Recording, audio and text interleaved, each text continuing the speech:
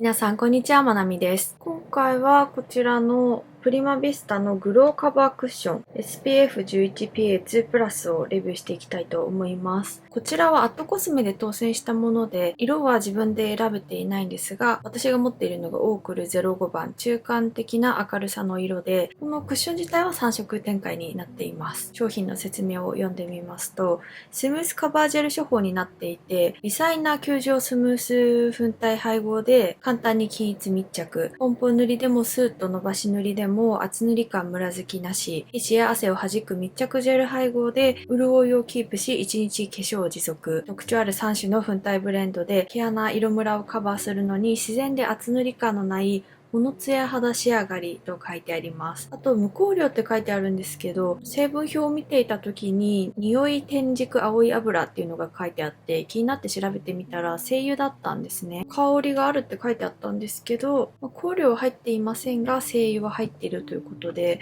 原料の匂いっぽい感じなんですけど、フローラル系の香りを感じる方もいらっしゃるのかもしれません。ということで早速塗っているところをご覧いただきますが、毛穴ニキビをアップでお見せしていきますので、苦手な方はご注意ください。それでは日焼け止めから塗っていきます。スキンアクアヒアルロンセラム UV SPF50+、PA4+です。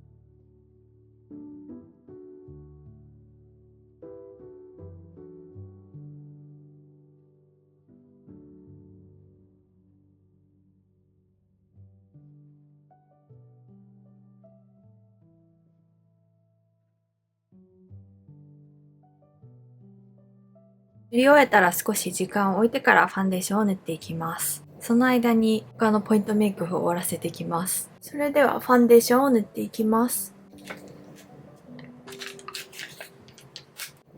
少し取って蓋でなじませて塗っていくんですけど、おそらく色味が濃いめだと思うんですよね。とりあえず塗っていきます。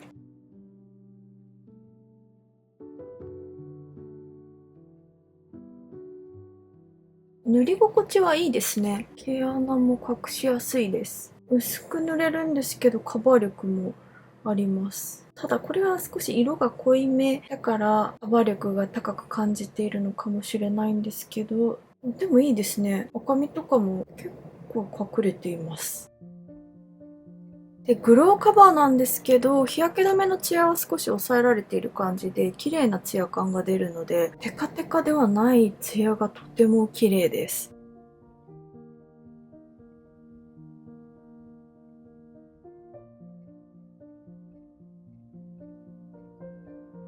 左側だけに塗ってみました。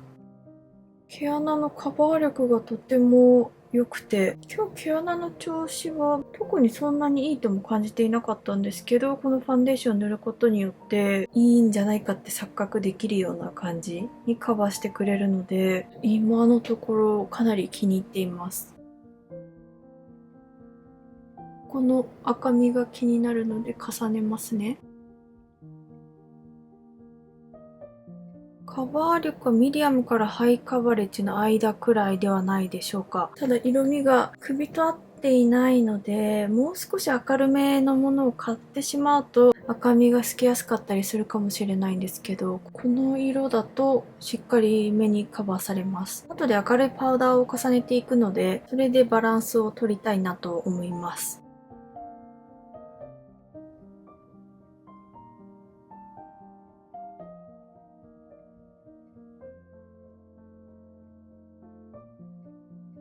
反対にも塗っていきます。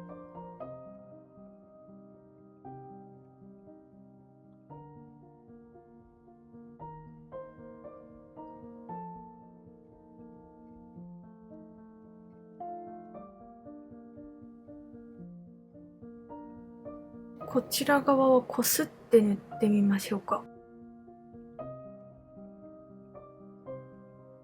こすって塗っても毛穴落ちしにくいですね。鼻も特に毛穴落ちはしません。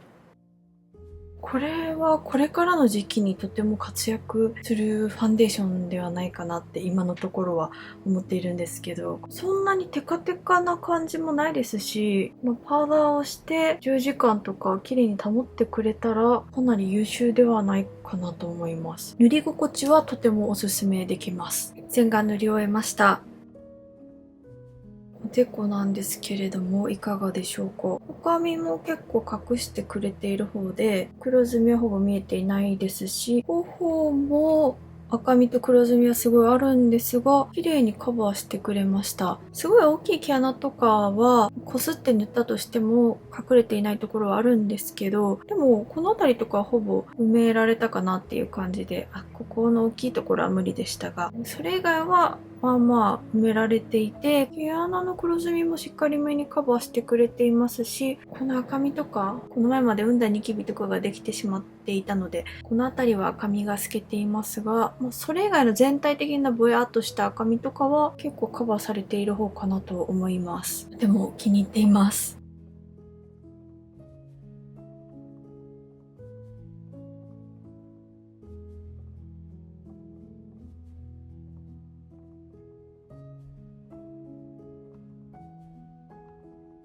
パウダーはシャネルのプードユニベルセルリーブレーヌ10番を塗っていきます。この白色のパウダーを塗っていきます。パウダーを薄く重ねると、頬骨の高い位置のツヤ感とかは少し残るので、それが綺麗ですね。そう、昔はパウダーを半眼だけにつけて検証とかをしていたんですけど、最近は全顔に塗るようにしているんですが、皆さんどちらの方がいいですか？左側にパウダーを塗りました。やはりもともと綺麗に塗れていると、パウダーを塗った時の仕上がりがさらに綺麗ですね。しっかり毛穴を埋めてくれた上からパウダーを塗ることによって毛穴がぼかされますし、頬もこのようにふわっとパウダーを重ねられたので、このパウダーを重ねると明るくなるので首との差も減りました。トーンの明るさはだいぶ近くなったので、この色でも使えるなって思います。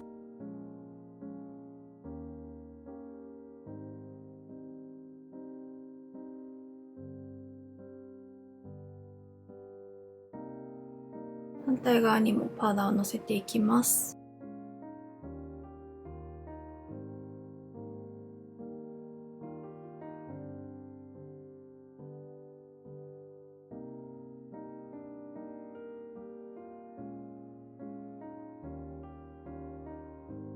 パウダーを全顔に塗り終えました。は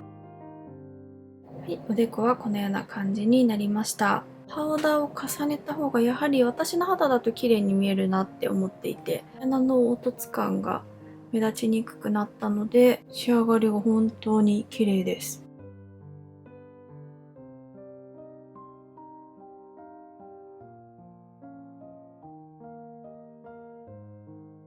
それでは10時間検証をしていきます。こちらは4時間後の動画です。おでこですが、ツヤっとはしているんですけど、まだテカっていないので、グローのファンデーションって考えると、テカリ防止力は高いのではないでしょうか。頬とかも綺麗なツヤ感が出てきている感じですね。パウダーをのせた直後よりはツヤっとしているんですけど、4時間でこれだったら全然綺麗かなって思います。で、毛穴落ちやよれはなくて、少し角栓を拾ってきている部分もあるかなとは思うんですけど、人と対面する距離であれば全然見えないと思うので、とても綺麗です。4時間でこれって考えるとかなり期待できそうなファンデーションだなと思って、今とても嬉しいです。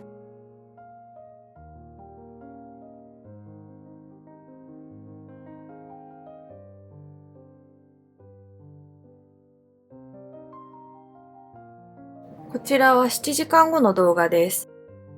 おでこは少しツヤっとしているだけで、頬と鼻を見てみてもそんなにテカリは強くありません。鼻とかは普通にテカっているんですけど、グローの商品って考えると全然テカっていない方ですし、この辺りをティッシュオフするだけで全然綺麗かなって思うので、持続力はとてもいいですね。多分シャネルのパウダーとの相性も良かったんだと思うんですけど、とても綺麗に保てています。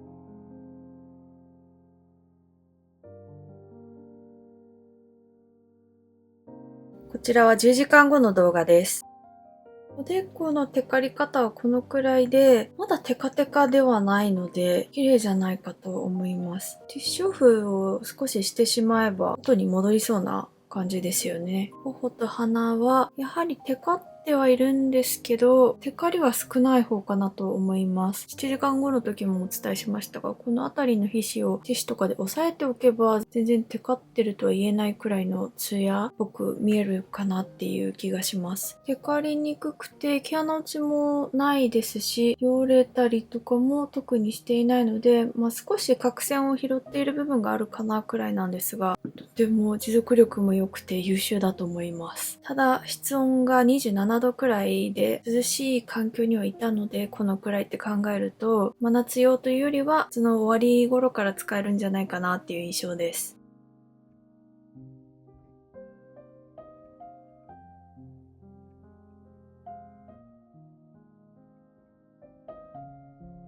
ティッシュオフをしていきます。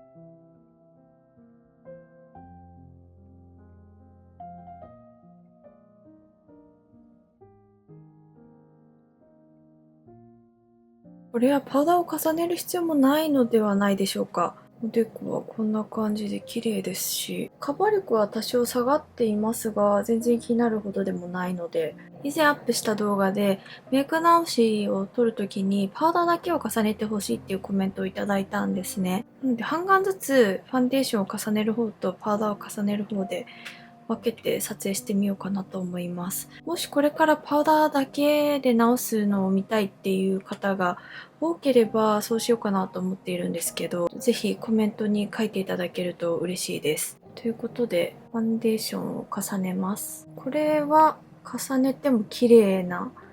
ファンデですね。ちょっとよれたりはありますけど、メイク直しはしやすい方のファンデーションだと思います。カバー力も再度アップしました。反対はパウダーだけで直してみます。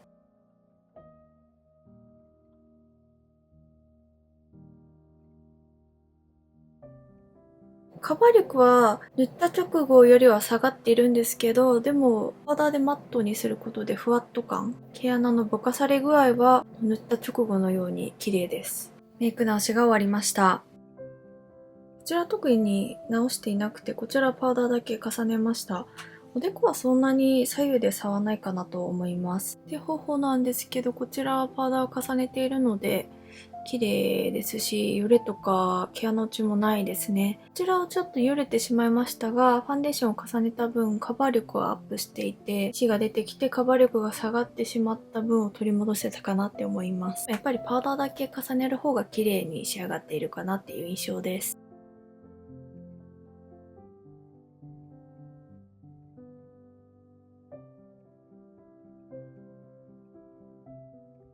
このファンデーションの長所はとても塗りやすいところと、程よいツヤ感で、名前の通りほのツヤ肌仕上がりなのが気に入りました。そしてカバー力もいい方です。持続力も良くて崩れにくいですし、これからの季節、夏の終わりでもグローを使うとテカりやすいっていう方におすすめかなって思います。秋冬、春ももちろん使えると思うので、グローが欲しいけど、テカりたくないっていう方はぜひお試しください。短所は特にありませんが、別の日、撮影していない日に使っていた時に少し毛穴落ちする感じがありました。ただ、毛穴落ちした後も上から重ねてしまえば全然目立たなくなったので、そこまで気にしなくてもいいのかなって思います。ということで、ここまでご覧くださりありがとうございました。ぜひ高評価とチャンネル登録をお願いいたします。それではまた次の動画でお会いしましょう。バイバイ。